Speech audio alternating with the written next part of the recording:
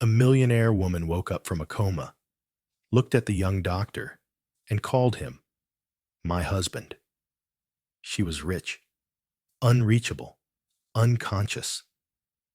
For 6 months, billionaire tech heiress Charlotte Hale lay silent in a hospital bed until a young doctor broke the rules, touched her heart before she ever opened her eyes, and woke her up.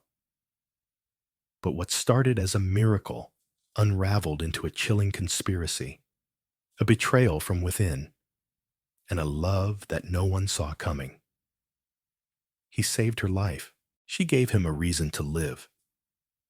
But can love survive when the world calls it a scandal? Watch until the end, because nothing about this story is what you think. Before we begin the story, leave a comment below. Tell us where you're watching from. And subscribe to our channel so you don't miss our latest stories. Enjoy the story. It began on the coldest night of winter, inside a hospital room that hadn't heard a human voice in months. The machines beeped. The IV dripped. The air smelled faintly of bleach and resignation. And beneath a cascade of crisp white sheets, the most powerful woman in Boston lay perfectly still, unmoving, unseeing, unknown. Charlotte Hale, 38, tech visionary and the youngest self-made billionaire on the East Coast, had been in a coma for 214 days. No family visited, no friends called. The tabloids whispered of scandal, sabotage, and secrets too dangerous to touch. But inside that sterile room, something no one expected was about to unfold. Dr. Ethan Cole was not supposed to be there that late. He wasn't on call. His shift had ended hours ago, but he stayed anyway. His colleagues chalked it up to obsession or exhaustion or both. But the truth was simpler. Something about her wouldn't let him go. She haunted him. Not the public image, the press photos, or the awards, but the quiet stillness of her face as she slept beneath wires and whispers. He'd noticed it 2 weeks ago, her chest rising unevenly, strained. The nurses said it was normal. The attending physician said it was manageable. But Ethan saw it differently. Her bandages, originally wrapped around cracked ribs, hadn't been changed in weeks. They were too tight, constricting, and no one cared. So that night, just past midnight, Ethan stepped into the room with a pair of surgical scissors and a heart full of nerves. His hands shook, not from fear, but from something harder to name. His fingers hovered over her rib cage, where the yellowing gauze clung like old secrets. The monitor beeped steadily. The storm outside raged louder. And he whispered, to no one in particular, "You deserve better than this." Then he cut. The bandage split with a soft tear, like fabric unraveling a lie. As he peeled it back, red marks emerged, indentations that spoke of neglect. He replaced the gauze gently, his touch precise, almost reverent. His fingertips brushed her skin, and for one terrifying, breathtaking moment, he thought he felt it. Warmth, a twitch, a flicker. Then it happened. The heart monitor jumped. 1 beep, then 2, then a cascade of numbers, rising, pulsing, alive. Ethan froze. His eyes flew to the screen. Her pulse, flat for months, was climbing. Her oxygen intake spiked. Her lips parted just slightly. He leaned in, heart pounding so loud it nearly drowned out the machines. His voice came out in a breathless whisper. "Charlotte?" Her eyelashes trembled. Not imagined. Not reflex. Not hope. Real. She was waking up. After 7 months of nothing but silence, Charlotte Hale was returning to the world. and Ethan Cole was the only one there to see it. No press, no cameras, no entourage, just a worn-out young doctor, a billionaire locked in stillness, and the spark of something that science couldn't explain. He staggered back, breath hitching, hands numb. This wasn't just a medical miracle. This was something else, something deeper, something terrifying. What had kept her under? And why was she only waking up now? The questions clashed in his chest like thunder. But one thing was certain. He had just crossed a line, and there was no turning back. From this moment forward, nothing about her life, or his, would ever be the same. Because Charlotte Hale didn't just wake up from a coma that night. She woke up into a world that no longer belonged to her, and the only person she could trust was a man she didn't even know. But he had touched her, and something inside her had remembered. If you're still reading this, you're only scratching the surface. This is not a story about medicine. This is not just a story about love. This is a story about betrayal, awakening, and what it means to fight for someone when the whole world wants you silent. So if you're ready to witness the kind of story that stirs something deep in your soul, the kind that pulls you breathless to the very end, stay with us. And if you want to support more stories that move your heart and remind you why we believe in second chances, don't forget to subscribe to the channel. Because the story of Charlotte Hale and Dr. Ethan Cole has only just begun. Under the dim glow of the ICU lights, Dr. Ethan Cole sat at the edge of the hospital bed, his eyes fixed on the monitor that had just delivered the most electrifying moment of his career. Charlotte Hale's vitals were no longer flat and predictable. They pulsed with life. She hadn't opened her eyes again since that flicker, but her breathing had stabilized, her pulse steadied. And now, the room that had once felt like a tomb breathed with the possibility of something entirely new. He didn't leave her side that night. Not when the nurses called him crazy for staying. Not when the charge doctor scowled at him for breaking protocol. He didn't care. Something had changed, and he was the only one who had felt it. He watched her like someone waiting for a sunrise after months of storm. She didn't move again, but he swore, every so often. Her fingers twitched. Her eyelids shifted beneath the weight of whatever dream had held her hostage for so long. The next morning, Ethan made a decision he knew might cost him everything. He opened her chart, found the contact listed under next of kin, and saw the name everyone in Boston feared, Jasper Hale, her cousin, and the acting CEO of Hale Centertech. He was a man with a sterling public image, clean-cut, philanthropic, and trusted by Wall Street. But Ethan's stomach turned at the thought of calling him. He'd read enough between the lines of Charlotte's medical notes to know something wasn't right. The accident was never fully explained. No alcohol, no brake failure, just a lone car swerving into a barrier on a clear road. And then the silence. No investigation, no family presence. Just the slow, quiet slipping of a woman into anonymity. Instead of calling Jasper, Ethan pulled the hospital records from the night of her admittance. He scoured every log, every attending physician's note, every nursing update, and buried deep in the night shift records was something that made his blood run cold. A note from a nurse, initials CW, stating that Charlotte had arrived conscious, bruised, disoriented, asking for help. Yet the doctor's entry, an hour later, listed her as unresponsive. That entry was signed by a physician who hadn't worked at the hospital since. Transferred, apparently. Ethan leaned back, heart hammering. Something wasn't just wrong. Something had been buried. He printed the record, folded it into his coat pocket, and walked back to her room.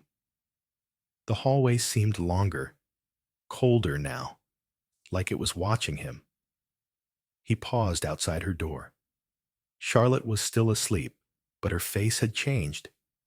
Her expression, once slack and lifeless, now carried the faintest trace of awareness, like a woman drifting slowly toward the edge of a memory. He stepped inside and whispered, "I don't know what they did to you, but I swear to you, I will find out." Later that afternoon, while the staff bustled through their rounds, Ethan pulled a chair to her bedside and sat with a notebook in his lap. He spoke softly, unsure if she could hear, but believing she could. He told her about the hospital's politics, about how hard it had been to even become a resident, about the night he almost quit medicine because he lost his first patient, and then, without meaning to, he told her about his mother, how cancer took her in his second year of med school, how she was the reason he became a doctor in the first place. He wasn't sure why he said it. Maybe because she was the first person in months who didn't interrupt him. Or maybe because he felt like she was listening, not with ears, but with something else. The next day, something astonishing happened as Ethan gently adjusted her pillow. Charlotte's fingers brushed his wrist. Light. Intentional. He froze. Her eyes remained closed, but her hand shifted again, just slightly, as if testing the air. "Charlotte," he said gently, leaning closer, "if you can hear me, squeeze once." A beat, then pressure. Barely there, but real. He stood, heart racing. She wasn't just alive, she was aware, fighting to return. He rushed to log the moment, but hesitated. Should he report it? The hospital would take control. Jasper Hale would be notified. And if what Ethan suspected was true, then the moment Charlotte Hale opened her eyes, her life would be in danger. He needed time. He needed answers. And he needed to protect her before the wrong people knew she was waking up. He scribbled in the chart, "Minor involuntary muscle movement. Monitoring." Then set the pen down and looked at her once more. "You're coming back," he whispered, "and I promise I'll be right here when you do." The storm outside had ended. But inside the walls of St. Bartholomew's Hospital, something far more powerful was just beginning to stir. The hospital cafeteria was nearly empty when Ethan sat down, a cold cup of coffee trembling slightly in his grip. He hadn't slept. The squeeze, Charlotte's squeeze, wasn't a fluke. He'd felt it again the next morning when she gripped his finger faintly, then let go. It was as if she were trying to surface from a place just beneath the waterline, reaching for light, for breath, for something, someone, real. His mind raced. He knew this wasn't a medical coincidence. Something deeper had held her under, and something real was pulling her back. And he was part of that. He'd broken through something, some barrier no one else had touched. But now came the most difficult part, protecting her long enough to let her fully return. He glanced at the time and stood quickly, taking a narrow hallway that led to the hospital's data archive. It was rarely used anymore. Everything was digitized now. But older cases and security backups were still filed there, under lock and key. He used his ID badge to slip in, navigating rows of dim shelving. There was one nurse's report he hadn't found in the official chart. Initials, CW. Whoever she was, she documented the first and only proof that Charlotte Hale had been conscious upon arrival. He found the intake log, and sure enough, Cassandra Wells, a former trauma nurse transferred to a private elder care facility 3 months ago. Ethan quickly jotted down her name and workplace. He needed to speak with her. But before he could turn, his phone buzzed. An internal message from his attending physician. Patient 43552. Hale, C. Transfer requested by family. Immediate ICU release pending. Ethan's breath caught. They knew. Somehow, someone knew she was waking up. He raced back to her room. The hallway felt narrower this time, the lights too bright, the air too thin. When he pushed the door open, 2 hospital administrators stood by her bed, murmuring to each other. A nurse was unhooking one of the machines. "What's going on?" Ethan demanded. One of the men turned, face unreadable. "Dr. Cole, Mr. Hale has requested a private medical transfer for Ms. Hale. She's being moved to a facility of his choosing." "You can't do that. She's regaining consciousness. I've recorded neurological responses, which haven't yet met hospital criteria for a formal change in status," the administrator interrupted coldly. "She is still legally incapacitated, and Mr. Hale, as next of kin, has the right to transfer care." Ethan stepped between them and the bed, his heart thudding. "If you move her now, you'll risk destabilizing her progress. She's beginning to respond. You might undo everything." The second administrator sighed. "Dr. Cole, please don't interfere. This is already in motion." But Charlotte stirred. It was subtle. The flutter of her lashes, a flicker beneath the skin of her cheek. Then her lips parted, and a faint, barely there exhale came out.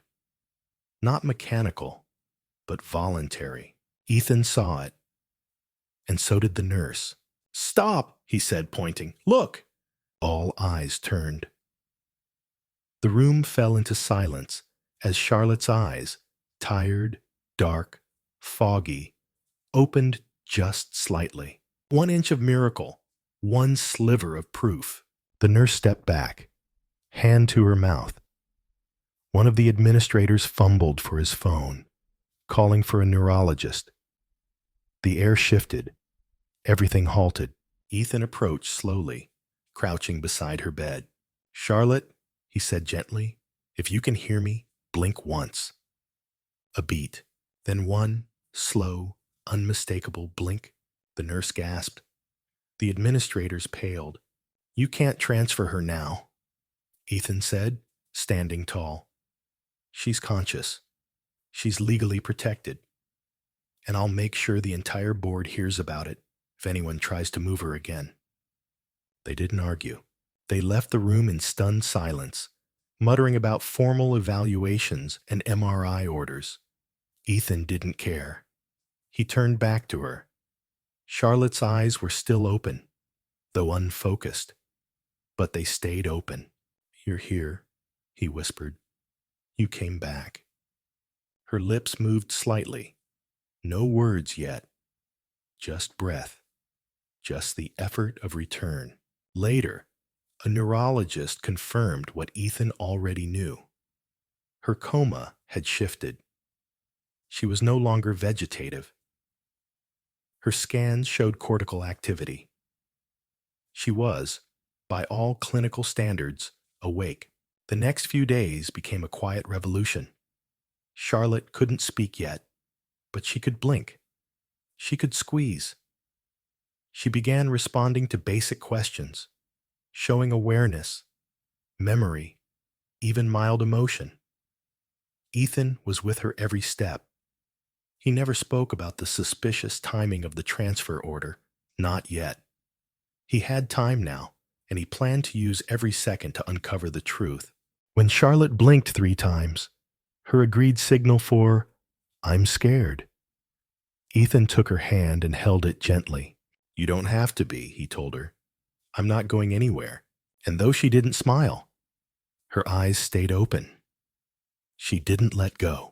Under the pale wash of fluorescent lights, The hospital room became a sanctuary of fragile progress. Charlotte Hale lay in her bed, still frail, still silent, but undeniably awake. For Ethan Cole, it was like standing on the edge of a miracle, one he didn't quite know how to hold in his hands.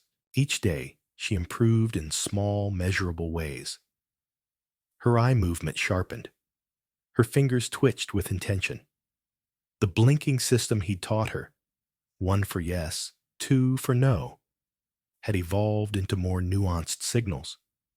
She even began moving her lips, attempting to form sounds that hadn't crossed her throat in half a year. Her breath was still shallow, her body still weakened by the months of stillness, but the spirit inside her, it was stirring like a bird finally testing the edges of its cage. But what stirred alongside that recovery was something darker. Ethan couldn't ignore the undercurrent anymore. The attempted transfer hadn't been an administrative oversight. It was a strategic move. And there was only one person with the power and motive to order it: Marcus Hale, Charlotte's younger brother, the same Marcus who had stepped into her company's leadership the moment she fell into a coma. The same Marcus who now occupied her penthouse, made headlines for restructuring her entire corporate model, and who hadn't visited her bedside once in 6 months. Ethan had seen his kind before: polished, sharp, impossibly composed. Men who wrapped cruelty in charm. But this was more than suspicion. There was an echo in Charlotte's eyes now when he mentioned her brother's name. A flicker of something, fear, maybe, resentment, pain. He had to find out the truth. That afternoon, after his shift, Ethan visited the hospital's records department again. This time, he wasn't just searching intake notes or logs. He asked for visitor records, camera feeds, any trace of Marcus Hale's presence in the building over the last 6 months. The data was damning. Marcus hadn't been to the hospital since the first week Charlotte was admitted. Yet the legal power he held over her care had remained untouched. No check-ins, no questions, and, most tellingly, no concern. On a hunch, Ethan pulled financial logs from public filings. He found something else: a shell company registered 2 months after Charlotte's accident. A holding account, routing assets, liquidating shares from her original portfolio. All with Marcus's signature. It wasn't just abandonment, it was theft. The next morning, he walked into Charlotte's room with more resolve than he'd ever felt. She blinked once as he entered, a greeting. She recognized him now, not just as her doctor, but as someone she trusted. "Charlotte," he said, kneeling beside her, "I need to ask you something." 1 blink for yes, 2 for no. Her eyes fixed on him. "Did someone want to keep you unconscious?" She didn't blink. She stared. Then slowly, 1 blink. "Was it Marcus?" Again, 1 blink. Ethan swallowed. It felt like hearing a confession spoken in silence. A scream without a sound. He leaned closer, taking her trembling hand in his. "I believe you, and I promise you, I will not let him take anything else." Charlotte's fingers curled, weak but purposeful, around his. In the following days, he made moves quietly. He contacted a lawyer, an old friend from college, who now specialized in medical guardianship disputes. With Charlotte conscious, even if minimally responsive, there was legal ground to challenge Marcus's control. They filed paperwork to initiate an independent evaluation, to consider Ethan's request for temporary medical guardianship on Charlotte's behalf, pending her full recovery. But time wasn't on their side. Word got back to Marcus quicker than Ethan expected. He arrived at the hospital 3 days later, his sudden appearance as jarring as thunder in a silent church. Ethan met him in the hallway. Marcus was dressed immaculately, his smirk polite, his handshake cold. "I hear you've taken a personal interest in my sister's recovery," Marcus said smoothly. "I've taken a professional interest," Ethan replied, his voice even, "and a moral one. She's aware. She's communicating. You can't hide behind power of attorney much longer." Marcus's smile never faltered. "You're a young doctor with too much heart. That's dangerous in this business." "I'm not in business," Ethan said. "I'm in medicine, and I won't let you exploit her any longer." They stared at each other, the air tight between them. Then Marcus leaned in slightly. "You have no idea what kind of fire you're playing with." Ethan didn't flinch. "Maybe not," he said, "but I'd rather get burned protecting her than live safe while you bury her alive." He walked past Marcus and back into the room. Charlotte blinked once, then once more. He sat beside her, calmer now. "We have a fight ahead," he told her, his voice low, "but we'll face it together." She didn't blink this time. She simply looked at him, and for the first time, her lips moved in a faint shape he couldn't misinterpret. "Thank you." The morning after Marcus's chilling visit, Ethan arrived at the hospital earlier than usual. The air felt heavier somehow, as if a shift had taken place overnight. He walked into Charlotte's room and immediately sensed the tension in her body. Her eyes darted to him with urgency, blinking rapidly. Once, then again. She was trying to tell him something. He moved to her bedside, grasping her hand gently. "It's okay," he whispered. "I'm here." Charlotte blinked once. "Yes." "You're scared." One blink. "Because of Marcus?" Again. One blink. Ethan sat down, jaw tight.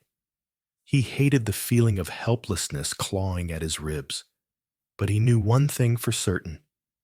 Now that Charlotte had spoken, even if without sound, it was time to stop hiding. If Marcus had sensed Ethan's challenge yesterday, then today he would see the consequences. Ethan had filed the temporary guardianship paperwork, and his lawyer had already moved to alert the hospital board about a pending investigation into Charlotte's care and power of attorney status. But Charlotte needed more than just legal action. She needed to feel in control of her own life again. That day, Ethan brought something small into the room, a simple object, but deeply personal. A leather-bound notebook and a pen. He placed it gently on the tray table beside her. "I want you to write," he said. "I know your strength is coming back, even if it's just a word a day, even if it's barely legible." Her fingers trembled as he helped her hold the pen. It was agonizingly slow, the ink barely moving at first. But then, over long minutes, and with Ethan's patient encouragement, Charlotte scrawled the first shaky word, "Fight." Tears pricked Ethan's eyes. She wasn't just healing, she was coming back. Later that afternoon, he sat beside her, reading the headlines from her phone to keep her connected to the world. The media still thought she was in a vegetative state, and Marcus was using that narrative to expand his control over her empire. But that wouldn't last long. Not now. Ethan's lawyer, Nina Rosenthal, had arranged for an independent medical assessment to be conducted by a neurologist not affiliated with the hospital. The appointment was set for the following morning. If the evaluation confirmed Charlotte's cognitive function, even in its limited form, Ethan could present it in court to revoke Marcus's guardianship and petition for full medical advocacy rights. But Marcus was already moving. That evening, a nurse entered Charlotte's room. A face Ethan didn't recognize. She introduced herself as Lena, a night rotation nurse. Something about her posture felt off. too stiff, too quiet. Ethan's instincts flared, and as soon as she left the room, he followed her down the hall. "Hey," he called after her. "You're new?" She turned slowly. "Filling in for the weekend." "Funny," Ethan said, his voice tightening. "This wing doesn't take weekend floats. It's ICU level. Who approved your shift?" Her mouth opened, but no answer came. Ethan stepped forward, lowering his voice. "What did Marcus send you here to do?" She paled, then turned on her heel and left. Ethan watched her disappear around the corner, heart thudding in his chest. He returned to Charlotte's room and checked everything. IV lines, monitors, meds, all untouched. Still, he slept in the chair beside her that night, one eye open, unwilling to leave her vulnerable again. At sunrise, Charlotte stirred. She reached for the notebook and scratched a new word beneath yesterday's. Trust. Ethan felt something sharp and beautiful twist in his chest. Hours later, the neurologist arrived. A small, quiet woman named Dr. Ilana Cheng, who moved with the calm certainty of someone immune to politics. She spoke softly to Charlotte, assessing her responsiveness, eye movement, grip strength. Ethan stood nearby, silently praying. After a long pause, Dr. Chung turned to Ethan. "She's aware, cognitively intact. It's limited, but it's there. She can communicate. She understands commands. This," she gestured toward Charlotte's trembling hand holding the pen, "is not a coma patient anymore." Ethan exhaled a breath he hadn't realized he'd been holding. Dr. Chung smiled gently at Charlotte. "Welcome back." That afternoon, Ethan submitted the report and accompanying documentation to the court. Within hours, he received notice. A hearing was scheduled in 72 hours to determine a motion for full medical emancipation from Marcus's control. He returned to Charlotte's room and told her the news. Her eyes glistened with unshed tears. She reached again for the notebook and wrote a new word, her handwriting slightly steadier now. Free." Ethan took her hand, holding it like it was the most delicate thing in the world. "You're going to be," he whispered. "I swear it." Outside the window, a spring wind blew through the trees, the first sunlight breaking over the Manhattan skyline. And inside that sterile room, something powerful was blooming. A quiet, fierce return, not just to life, but to a life finally lived on her own terms. That night, Ethan sat beside Charlotte, under the soft glow of the overhead light, the hum of machines now a familiar part of their shared silence. Outside, the sky had turned charcoal gray, rain tapping rhythmically against the window pane like a patient knocking at the door of something inevitable. Inside, time moved slowly, but with weight. Like every minute carried with it a step closer to something irreversible. Charlotte's recovery had progressed beyond what even Dr. Cheng had expected. Though her voice had not yet returned, her motor function was improving. She could move her hands with greater control, gesture, even attempt brief written phrases beyond single words. She had been practicing with Ethan every day, sometimes scribbling short answers to his questions, sometimes simply drawing. A way, perhaps, to take back her story, piece by piece. Tonight, she pointed toward the notebook again, and Ethan handed it to her. Her hands moved slower than usual, the letters shaky but deliberate. "Are you afraid?" Ethan looked at her, startled. He thought about the hearing scheduled 2 days from now, about Marcus, about the power he still wielded, the money he could throw at the system, about how this hospital, the board, and half of New York's upper elite had protected him for years. "Yes," Ethan said softly, "but not for me." Charlotte's eyes flicked toward him, and he could see the emotion she couldn't put into words swelling behind them. He knew what she meant, even if she didn't write it down. Fear wasn't always about danger. Sometimes it was about hope, about daring to believe in something you were sure would be taken away. Ethan leaned forward, elbows on his knees, hands clasped. I've fought for patience before, but you... He stopped, heart thudding. You're not just a patient. A soft blush touched her pale cheeks. She turned slightly, flipping the page in the notebook, and wrote something else. Why? Ethan laughed quietly under his breath. Why are you not just a patient? He stood, walking to the window, trying to find the words. Because when I saw you lying in this bed, so powerful, yet so vulnerable, I couldn't look away. And then I heard your heart beat faster the first time I changed your bandages, and it felt like the beginning of something I didn't understand, but couldn't ignore. He turned back to her. She was watching him now with something raw in her expression, an emotion that looked dangerously close to trust, or perhaps something even deeper. Because you've been locked in silence for months, Ethan continued, voice thickening. And yet, you've managed to say more to me in a few words than most people say in a lifetime. Charlotte's eyes shone with tears. She lifted the pen again and wrote slowly. You saved me.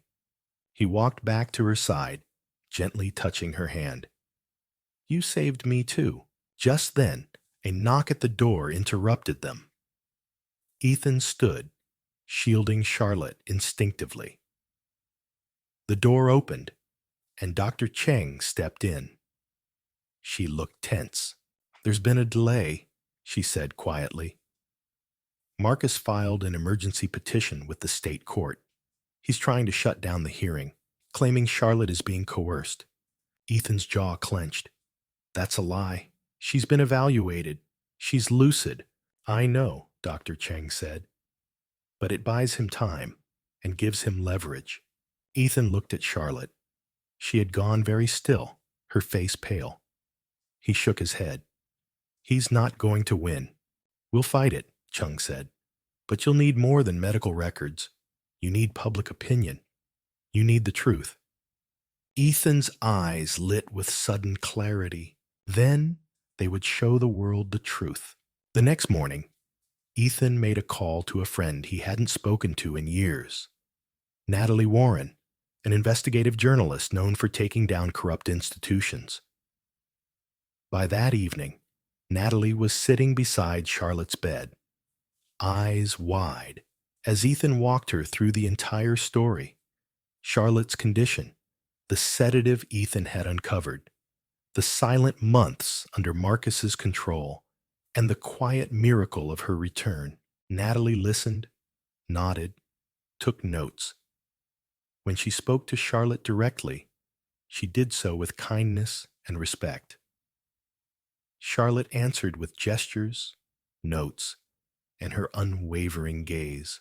I want to tell it, Charlotte wrote, slowly and carefully, but I want it to be mine. Natalie nodded. It will be. Your voice. Your words. I'll just hold the mic. They recorded the interview that same night. Audio only. Charlotte's soft, halting words filled the quiet room as Ethan sat by her side, holding her hand. Each sentence came with effort, but also purpose. She described her coma, the fear, the sense of sinking, the quiet pain of being aware but unable to act. And then she spoke of Ethan, how his voice, his touch, his defiance had been the lifeline that pulled her back from the edge. Natalie's article went live the following morning. The headline read, Trapped in Her Own Body, the heiress who awoke to expose a family betrayal. It exploded across social media. Within hours, Charlotte's name was trending nationwide. The hospital was flooded with calls. Advocacy groups demanded accountability. The judge overseeing the emergency petition moved the hearing up to 24 hours later due to public interest and urgency. When Ethan read the final sentence of the article aloud to Charlotte, her hand reached for his, and she wrote the words slowly. "Let's finish this." And just like that, a woman once imprisoned in silence prepared to take back her voice and her life. Under a gray Manhattan sky, the courthouse loomed like a monument to both justice and uncertainty. Outside, news vans lined the street. Reporters clustered near the entrance, their microphones angled toward the heavy doors as if hoping truth itself might walk out. Inside, beneath the austere chandeliers of courtroom 6A, Charlotte Alden sat in a tailored black suit, her posture still frail, but her expression clear. Beside her, Ethan Cole didn't speak.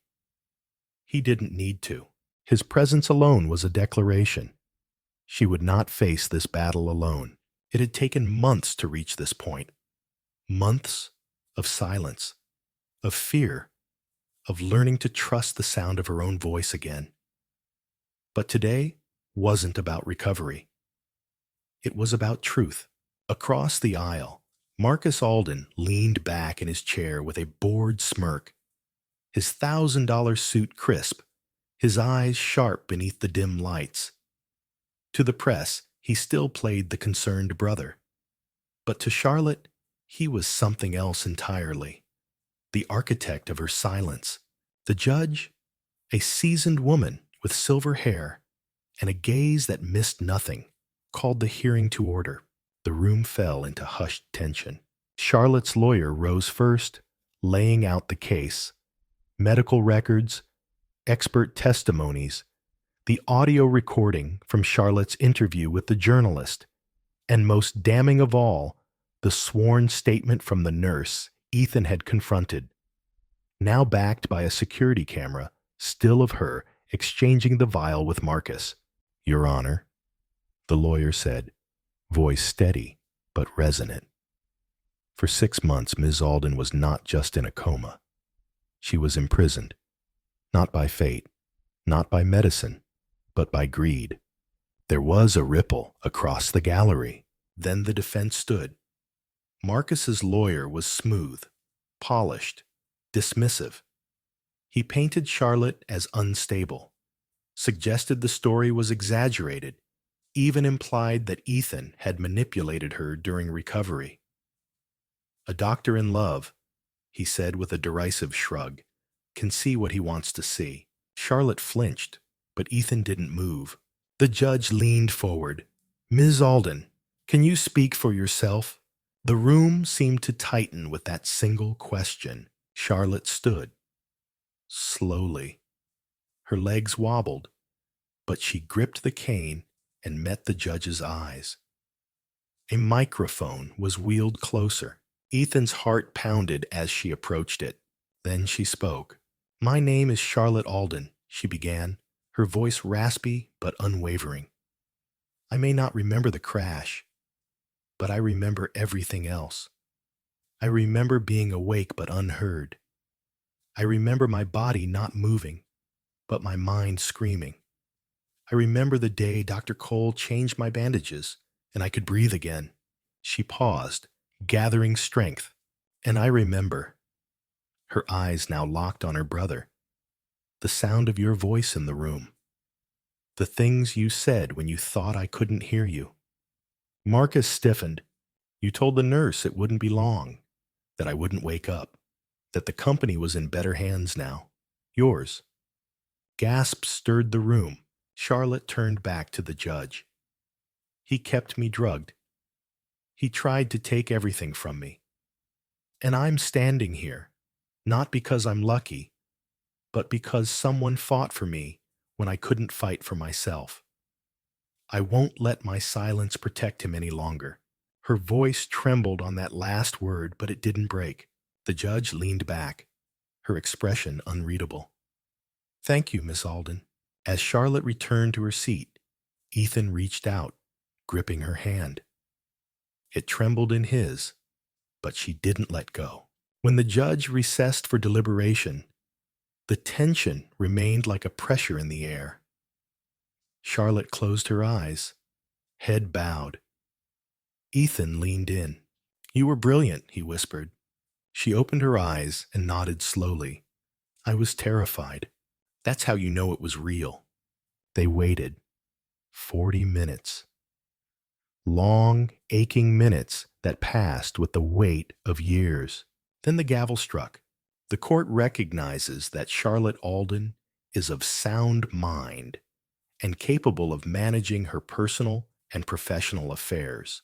Furthermore, the judge continued, her voice firm, based on the evidence presented, an investigation into Marcus Alden's conduct will proceed under the jurisdiction of the Manhattan District Attorney's Office.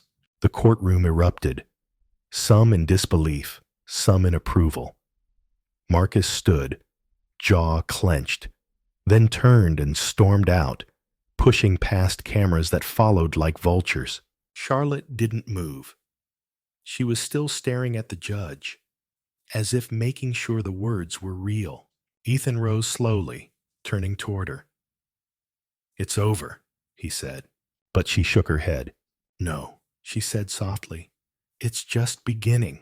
Outside the courthouse, the flash of cameras and reporters' questions met them like a tide. But Charlotte didn't shy away this time. She stepped forward. I'm not here to relive what happened, she said into the microphones. I'm here to say that survival is not enough. That silence isn't strength. That sometimes speaking up, no matter how late, is the only way to heal. And just like that, the story of a silent woman became a rallying cry for thousands more who had never been heard. The weight of the courtroom's decision lingered long after the gavel struck.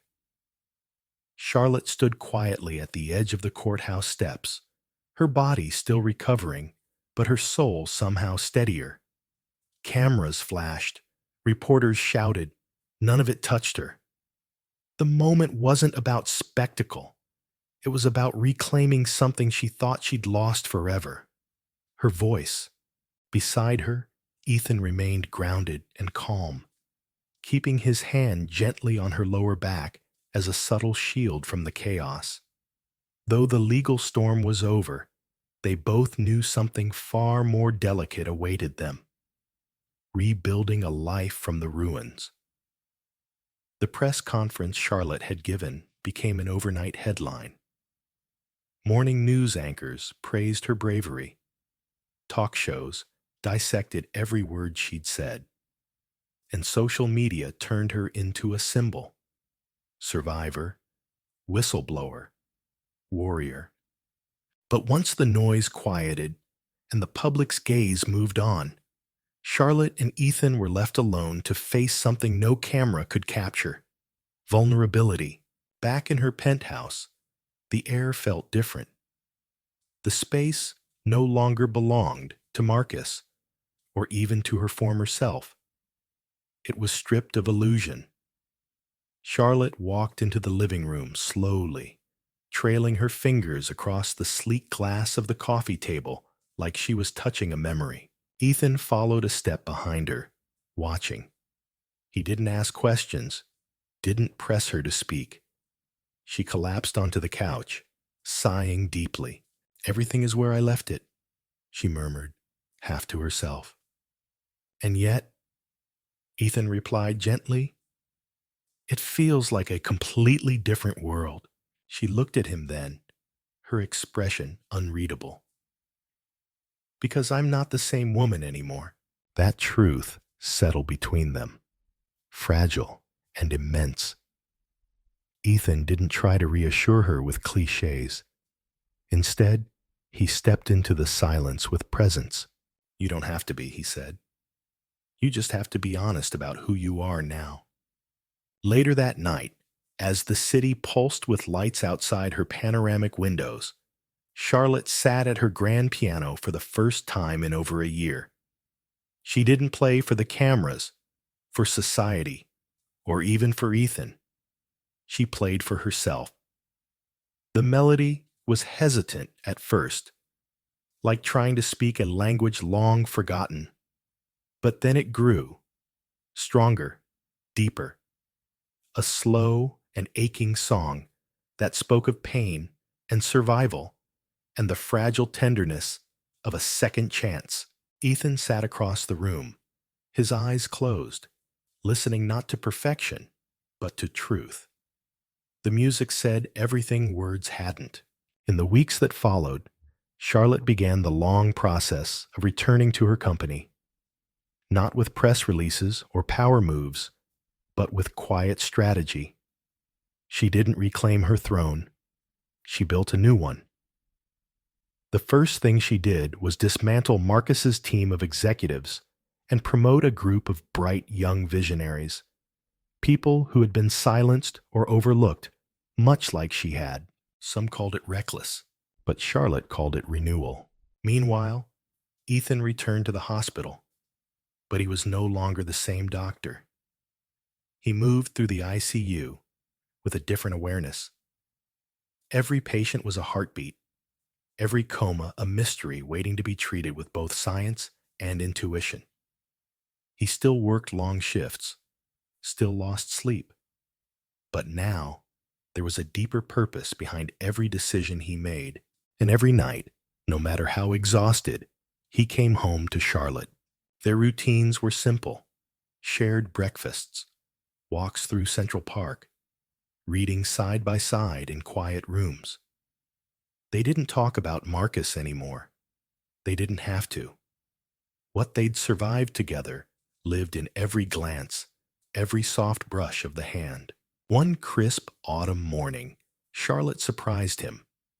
She woke earlier than usual, brewed the coffee, and walked to the door where Ethan was tying his shoes. "You're off today," she said. He blinked. "I am?" She held up 2 train tickets.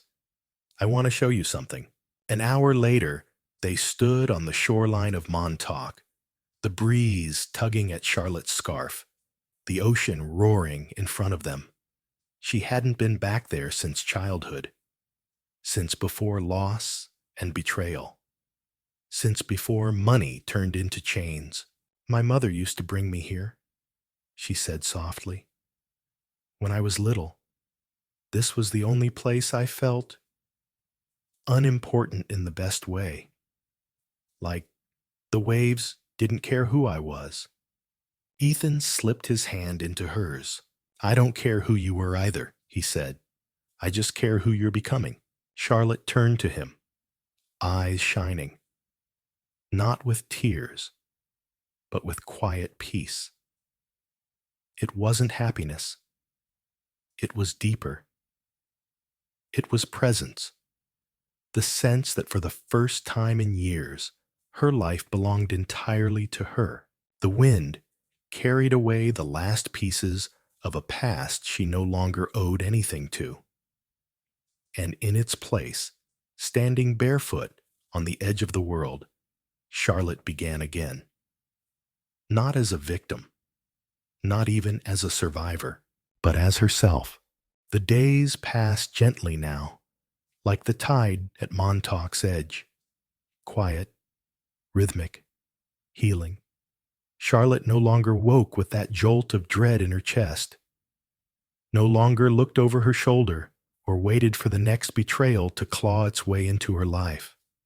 Something within her had changed, not overnight, but subtly. With each breath, she allowed herself to take freely. Back in Manhattan, her return to the world was measured, intentional. No grand public appearances, no magazine interviews or lavish fundraisers. Instead, she chose to re-enter life on her own terms. One of her first acts was to step down as CEO of her company. To the board's shock, she appointed a brilliant young woman who had been working in strategy behind the scenes for years. One who had never been invited into the spotlight because she didn't look the part. I built this empire, Charlotte told them, but I no longer want to rule it. I want to rebuild lives, not balance sheets. The press couldn't decide whether she was having a breakdown or a spiritual awakening, but Charlotte didn't care. Her phone rang constantly with requests, but she answered almost none of them. The world would always talk. She was no longer obligated to listen. Instead, she began investing in silence. In the quiet mornings, spent organizing her own nonprofit, focused on ethical healthcare reform, inspired by Ethan's frustration with bureaucracy. In afternoons at the hospital, not as a patient this time, but as a visitor, walking softly down long hallways and sitting beside strangers with no family to hold their hand. She didn't announce herself. She didn't tell her story. She just listened. Sometimes that was enough. Ethan watched her with a reverence he didn't know he could feel for another human being. Every step she took away from the identity that had once defined her brought her closer to something more real, something unshakable. Love didn't scream or demand. It didn't need a stage. With her, it simply existed, humble, rooted, warm. They didn't make bold declarations. They didn't wear matching rings. But in every glance, in every shared silence at the end of the day, there was a vow. I see you. I choose you. One evening, as winter quietly crept into the city, Charlotte and Ethan hosted a small gathering in their modest new apartment. Just a handful of close friends, doctors, advocates, old college buddies. No suits, no designer gowns. Just wine, homemade pasta, and laughter echoing off the walls. At one point, someone asked Charlotte if she missed it. The power, the money, the fame. She smiled without pause, not even for a second. After everyone left and the apartment quieted, Ethan found her standing at the window, watching the first snow of the season drift down. He wrapped his arms around her from behind, his chin resting on her shoulder. "What are you thinking about?" he asked. She leaned into him. That if someone had told me a year ago that losing everything would be the beginning of my life, I would have laughed in their face. And now I know they would have been right. They stood like that for a long time, just watching the snow. Neither speaking, neither needing to. The storm that had once swallowed them was gone. In its place was this soft, quiet falling of moments they would build a life from. And when Ethan finally pulled away, he turned her gently to face him, brushing a strand of hair from her face. "Charlotte, I know we've never talked about what comes next, not in the official sense," he said. "But I've spent every day since the moment you woke up trying to imagine my life without you. And I can't." Her eyes widened slightly, not from fear, from awe. "I don't need a ring or a ceremony or a single thing to change about what we are," he continued. "But if someday you want to make this forever in name as much as in spirit, I'm here. I'll always be here." She didn't cry. She didn't gasp. She simply smiled, took his hand, and said softly, "Let's talk about that tomorrow."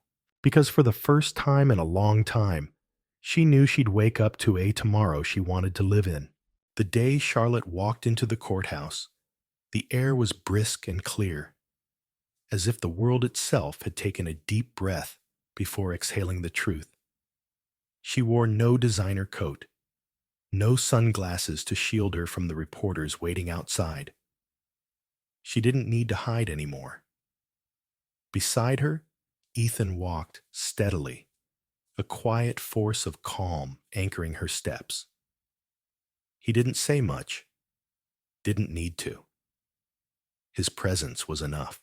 Inside, the trial moved faster than anticipated. The evidence was irrefutable. Olivia's medical records, Ethan's testimony, and the lab analysis of the sedative all pointed to one truth. Someone had deliberately kept her in a coma, and that someone, her own cousin, Julian Cross, sat in the defendant's chair, expressionless as witness after witness recounted the conspiracy he had engineered.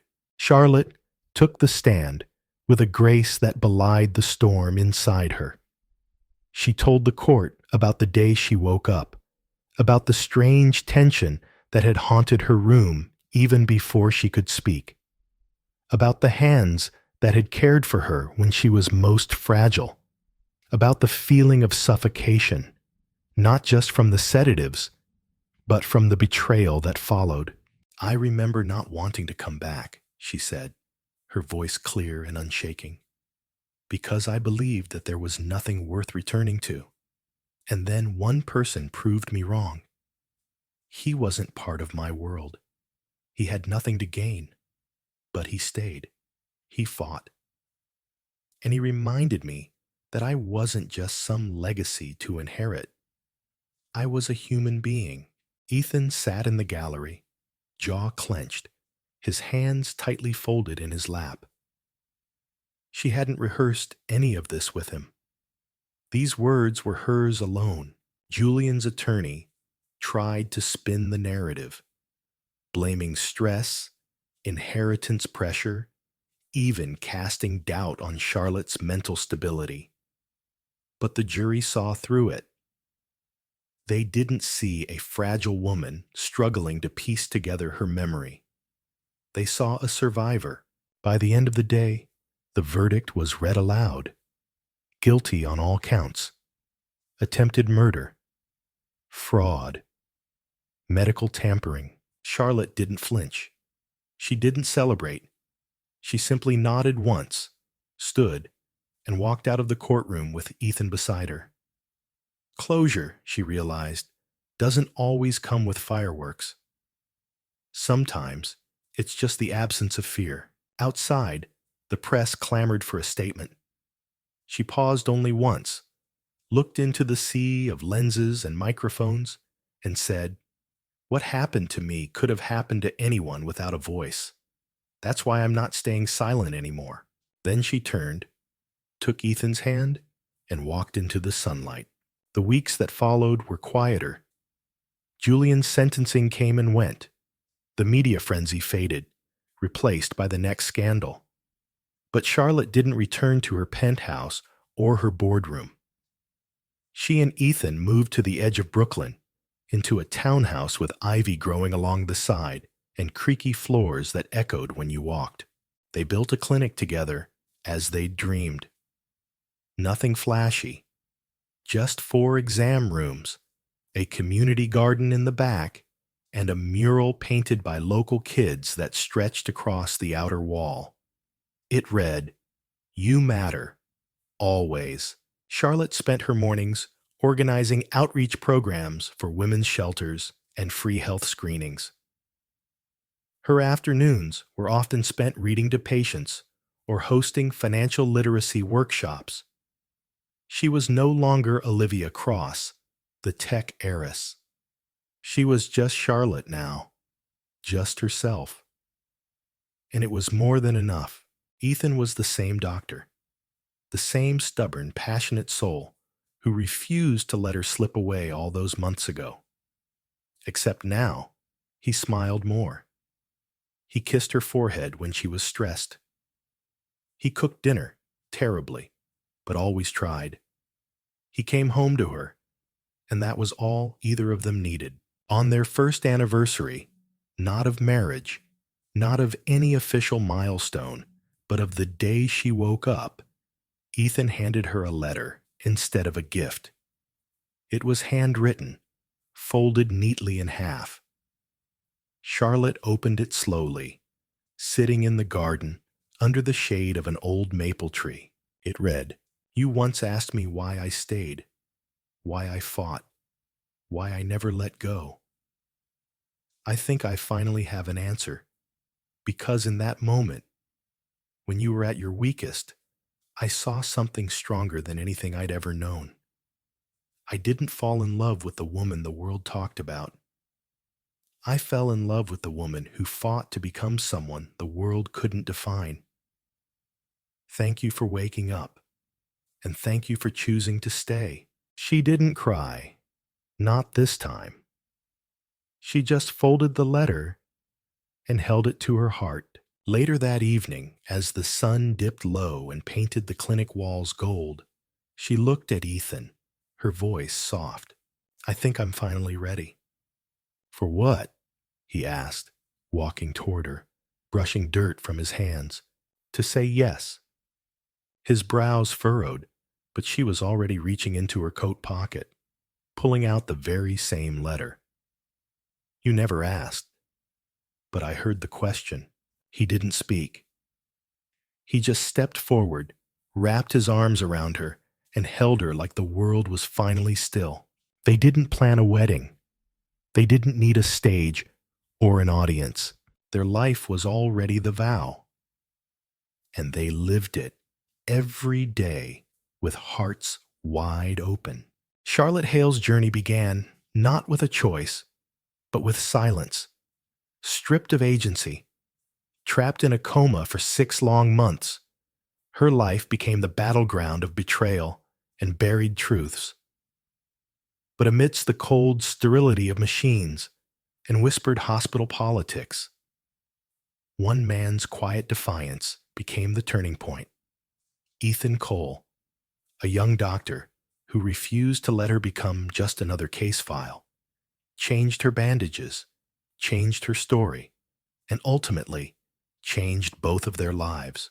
What followed was not a fairy tale, but a raw, slow unfolding of hope. Ethan didn't fall in love with Charlotte's wealth, her legacy, or her name.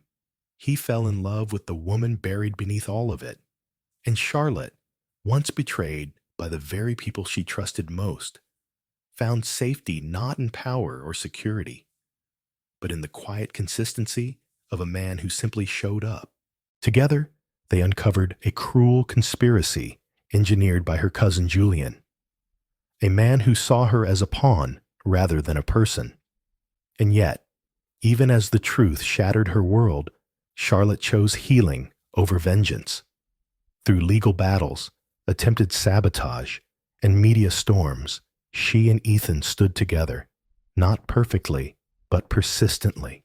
Their love didn't grow through grand gestures, but in quiet moments, holding hands in the ICU, whispered encouragement during physical therapy, laughter over burnt dinners, and letters filled with unspoken feelings. They built something real, first with trust, then with vision, and finally with action. The clinic they opened wasn't just a building. It was a symbol of everything they overcame: betrayal, doubt, trauma, and fear. And through it all, Charlotte reclaimed not just her voice, but her purpose. She shed the identity the world had written for her and began living on her own terms, using her wealth to uplift rather than isolate, choosing community over control, and letting love be her compass instead of power. The lesson in their story is clear. Real love sees beyond labels, pasts, or appearances. It is consistent, courageous, and rooted in compassion. Ethan didn't try to rescue Charlotte. He stood beside her while she saved herself. And Charlotte, instead of running from her pain, chose to transform it into something meaningful.